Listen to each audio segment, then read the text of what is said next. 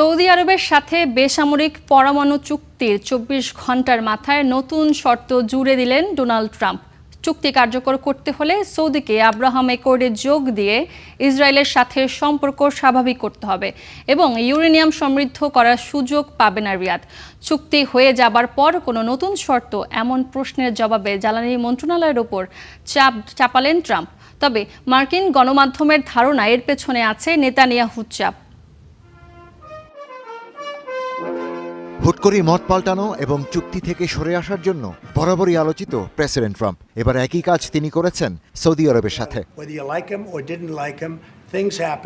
প্রায় 2 দশকের দীর্ঘ আলোচনার পর গত বুধবার বেসামরিক পারমাণবিক চুক্তি স্বাক্ষর করে যুক্তরাষ্ট্র ও সৌদি আরব। যুক্তরাষ্ট্রের জ্বালানি মন্ত্রী ও রিয়াদ থেকে যোগ দেয়া সৌদি জ্বালানি মন্ত্রী এই চুক্তি স্বাক্ষর করেন। কিন্তু চুক্তি স্বাক্ষরের 2 দিনের মাথায় নাটকীয়ভাবে নতুন শর্ত জুড়ে দেন ট্রাম্প। জানান, চুক্তি করতে হলে সৌদিকে অবশ্যই আব্রাহাম অ্যাকর্ডসে যোগ দিতে হবে, যার অর্থ হলো ইসরায়েলের সাথে সম্পর্ক স্বাভাবিক করা এবং চুক্তির আওতায় সৌদিকে কোনো ইউরেনিয়াম সমৃদ্ধ করার অনুমতি দেওয়া হবে না। তাদের আব্রাহাম অ্যাকর্ডসের সদস্য হতে হবে।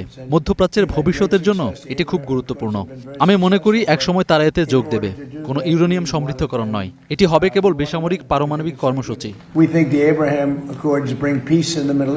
তাহলে কেন চুক্তিটা করলেন? সাংবাদিকদের এমন প্রশ্নের জবাবে ট্রাম্প দায় চাপালেন জ্বালানি মন্ত্রণালয়ের উপর। তবে জ্বালানি মন্ত্রণালয়ের দাবি, পুরো প্রক্রিয়াটি হোয়াইট হাউস ও পররাষ্ট্র দপ্তরের সমন্বয়ের পরেই সেটি চুক্তির টেবিলে গেছে।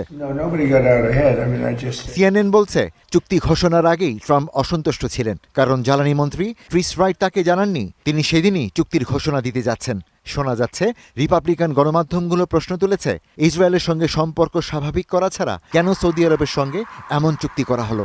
ধারণা করা হচ্ছে এই কারণেই আব্রাহাম অ্যাকর্ডের শর্তারোপ করেছেন ট্রাম্প।